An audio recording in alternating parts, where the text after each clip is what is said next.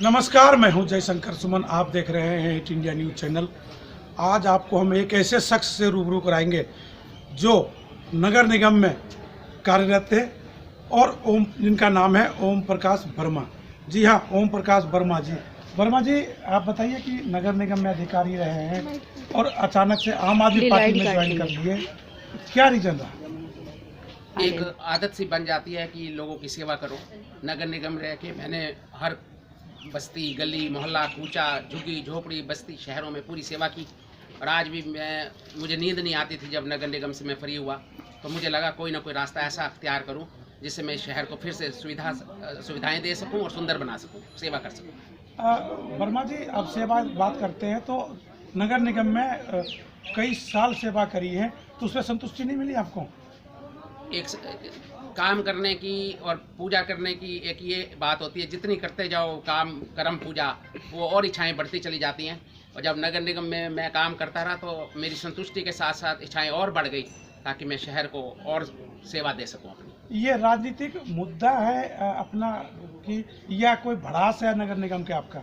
नहीं, मेरा किसी से कोई भड़ास नहीं, कोई राजनीतिक मुद्दा नहीं। बस मेरी आत्मा कहती है शहर ने तुझे बहुत कुछ दिया है, क्योंकि मैं बचपन से शहर की मिट्टी में पला बड़ा हूँ और अब मेरे पास अनुभव है और मेरे पास अपना मेहनत करने की इच्छा है, तो मैं शहर को अपनी सेवा करके सुंदर बनाना चाहता हूँ। नगर निगम ने आपको सस्पेंड क्यों किया था? वो एक अद्भुत घटना है। ये उनकी कहानी है जो लोग सत्ता हथिया लेते हैं और अहंकार में हो जाते हैं।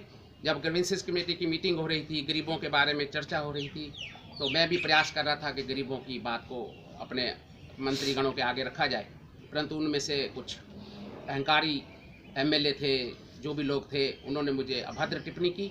तो मैंने उनसे कहा भी थोड़ा सा ऑफिसरों से गरीब लोगों के साथ अच्छा व्यवहार करें, अच्छी बात करें। उस बात को लेकर उन्होंने हंगामा किया और मुझे रात को उन्होंने सस्पेंड करवा दिया। ये बात है 5 सितंबर 2016। तो आखिर ये कौन सी ऐसी बात थी जो विधायक को चुभ गया? केवल मैं जहाँ तक समझ पा रहा हूँ, उनकी ये इच्छा थी कि कहीं गरीब लोग बैठे थे, बारिश का मौसम था और झुग्गी झोपड़ी बेचारे पॉलीथीन से ढके हुए थे। हो सकता है उसका कोई स्वार्थ हो उसमें कि भाई मैं यहाँ अपना कोई कारोबार कर लूँ एमएलए, तो हो सकता है इस वजह से उसने ये मेरे को टिप्पणी कर दी। फरीदाबाद में बहुत जगह नगर निगम की ज़मीन है, सरकारी ज़मीन है, कई लोग कब्जे में हैं। कई जो बिल्डर है, बड़े बड़े दबंग नेता हैं जो कब्जा कर रखे हैं ज़मीनों को। क्या आम आदमी पार्टी की हमने ज्वाइन किया है, क्या आप इसका क्या मुद्दा उठाएंगे?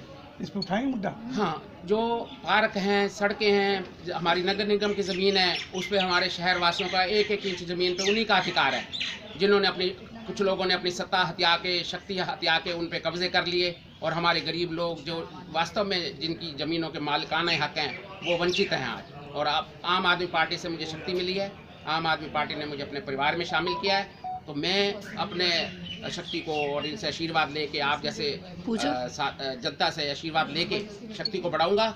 और भ्रष्टाचार जो लोग हैं, कब्जे करे हुए भूमाफिया, उनको मैं कब्जा मुक्त जमीन को कराऊंगा। अब आपको आइडिया हो गया होगा कि कहाँ कहाँ पे ज़मीनें कब्जा है।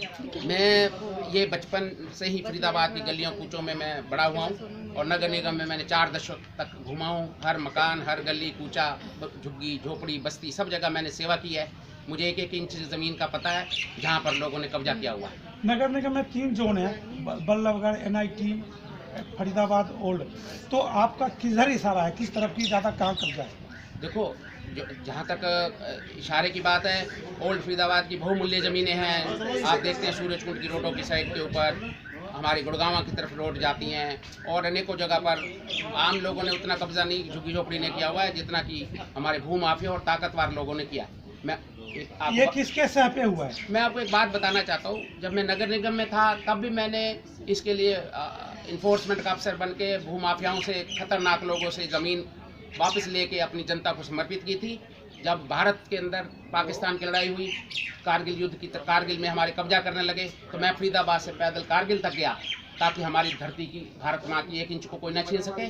और अभी मैं विश्वास देता हूँ, जो लोग ये सत्ता में बैठकर अपनी शक्ति से, ताकत से ज़मीन को हथिया रहे हैं, अब वो रात को चैन से सो नहीं पाएंगे। और उनके दिल दिमाग में आ गया है कि अब आम आदमी पार्टी में जो है ताकत बढ़ गई है और ये जो है हमारे को किसी तरीके से भ्रष्टाचार नहीं करने देगी और फरीदाबाद के शहरवासियों की ज़मीनों पे कोई कब्जा नहीं करने देगी। क्या आपको लगता है कि इस बार जो वार्ड चुनाव होगा, डायरेक्ट मेयर जो चुनाव हो रहा है, क्या आपकी सरकार, पार्टी की सरकार बनेगी, सत्ता आएगा इस पे नगर निगम में? क्योंकि आप देख रहे हैं शहर में 70 सालों से बड़ी बड़ी सामंतवादी शक्तियां, ताकतें, पार्टियां चल रही हैं। जो कोई जीत भी जाता है तो अपने आकाओं के या उनके परिवारों के को ही संतुष्ट करता रहता है। हमारा शहरवासी उनके मुंह को देखता रहता है और आज शहर की इस वजह से दुर्दशा हो गई। सारी झीलें सूख गई, सड़कें टूट गई और हमारा जो जवान है बच्चा आज वो इस शहर को देख रहा है। कभी ये एशिया का नंबर 1 शहर होता था जिसको मैंने देखा है और अगर आम आदमी पार्टी में मैं शामिल हुआ हूँ, मुझे उन्होंने आशीर्वाद दिया है। आप लोगों ने भी मेरी शक्ति को बढ़ाया है। आप वो दिन दूर नहीं है जो आप जल्दी देखेंगे। जिस शहर को हमने खूबसूरत देखा था उससे भी खूबसूरत हमारे आने वाली नस्लें, भविष्य में बच्चे देख पाएंगे। क्या जनता पे क्यों विश्वास करे आम आदमी पार्टी पे? जो भी सत्ता में सरकार जो में आया है, जो भी पार्टी आई, वो हमेशा लूटने का काम किया, तो क्या आप पे क्यों विश्वास करे फरीदाबाद की जनता? हाँ, फरीदाबाद की जनता को इसलिए विश्वास करना पड़ेगा। आप देख रहे हैं जो बड़ी पार्टियां हैं उसने जनता को वॉलीबॉल की तरह खिलाया। आज वो सब में आ गया है, जब आम आदमी पार्टी आ गई है उन 2 पार्टियों को, ताकतवर पार्टियों को वॉलीबॉल खिलाएगी और जनता जो है उसका अपना आगे बढ़ेगी। अगर चलिए हम मान लेते हैं और जनता मान भी लेती है कि इस बार नगर निगम में आम आदमी पार्टी की बहुमत रहेगी, तो सबसे पहली प्राथमिकता क्या होगी आपकी? सबसे पहली प्राथमिकता ये होगी कि अपने शहर की, जहाँ पे जल भराव हो जाते हैं, गरीब लोगों के झुग्गियों में, झोपड़ियों में भर जाता है पानी और रातों रात सो नहीं पाते, जल निकासी के काम हों। सड़कें टूटी हुई हैं जहाँ दुर्घटनाएं हो जाती हैं, अनहोनी हो जाती हैं, सड़कों पे चलने वालों को रास्ता मिले। आने वाले टाइम में शहर में यहाँ से अंतर्राष्ट्रीय हमारे हवाई अड्डे हैं, उन तक पहुँचने की रीच आउट सीधी मिले। आने वाले में झील हमारी सूख गई हैं, जो हमारी इतनी संपदा थी प्रकृति की। आप देखते हैं भटका सूरज में कैसे थे और कैसे हो गए हैं, तो उनको फिर से हरियाली दी जाएगी। कोई अनेकों अनेक योजनाएं हैं, सब में रहेगा। आप देखेंगे कि विकास करेगा हमारा शहर। हर पार्टी जब चुनाव आता है तो यही मुद्दा उठाता है फरीदाबाद में, लेकिन आपका भी मुद्दा यही है। हाँ, और पार्टी बिल्कुल वादे करते करते उन्होंने अपनी ज़िंदगी की, हमारी 3 पीढ़ियाँ देखती रही, उन्होंने अपने वादों को कैसे पूर्ण किया और शहर को किस हालात में छोड़ दिया। आज हम नई ऊर्जा और नई शक्ति के साथ खड़े हुए हैं और पूरा विश्वास देते हैं कि हम पे जनता विश्वास करेगी निश्चित रूप से और हम उनकी विश्वास पे खरा उतरेंगे। आप नगर निगम में एसडीओ पद से रहे हैं, एसडीओ पद पे, तो क्या इसको फायदा आप जनता को मिलेगा कि नहीं? अवश्य मिलेगा, क्योंकि मैंने पूरा जीवन नगर निगम में लोगों को देखा, किन समस्याओं से जूझता रहता है हमारा शहरवासी, किस दिक्कतों से वो लड़ता रहता है, उनके किस किस तरीके की समस्याएं हैं, चाहे वो उनके नक्शे पास होने की समस्याएं हों, चाहे पानी की निकासी की हों, सीवर पानी की हों, अनेकों अनेक समस्याएं हैं जो मैं उच्च अधिकारियों के संज्ञान में समय पर ला। ये है ओम प्रकाश वर्मा जी, जो एसडीओ पद से रिटायर हुए हैं। अब ये आम आदमी पार्टी में ज्वाइन किए हैं। अब देखना यह है कि इनका जो कहना है और जो करना है अब करेंगे या नहीं, ये तो जनता ही तय करेगी।